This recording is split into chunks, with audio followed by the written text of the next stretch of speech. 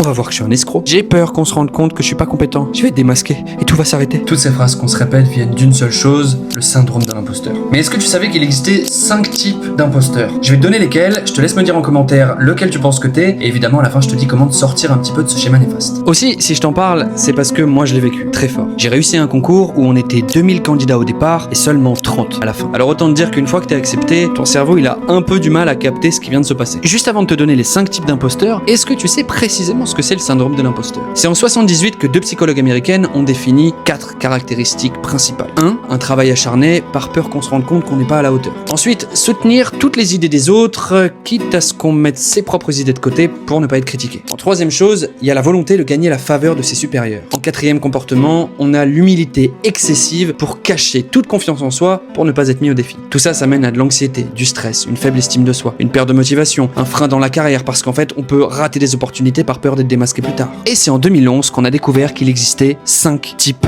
d'imposteurs. Numéro 5, les perfectionnistes. Tu te fixes des objectifs impossibles et même si tu atteins 99% de ce que tu t'es fixé, tu le vis comme un échec. Numéro 4, les experts.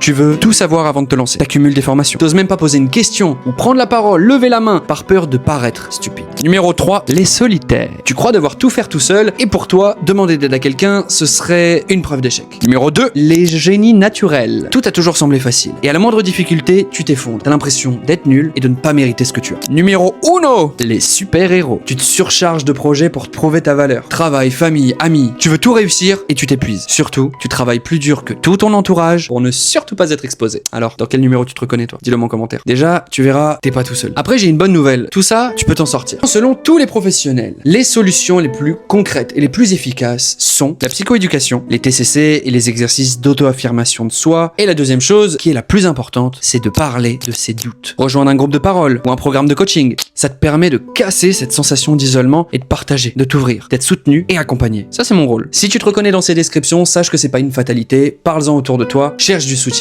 et surtout, arrête de croire que tes réussites ne sont dues qu'à la chance. D'ailleurs, je te laisse avec un exercice à faire très concret. La prochaine fois que quelqu'un te complimente, essaye de dire merci sans justification derrière. Tu verras, c'est un peu plus dur qu'on ne le pense. Et si tu connais quelqu'un autour de toi qui a souvent ce syndrome de l'imposteur, n'hésite pas à lui envoyer cette vidéo. Ciao et parle mieux.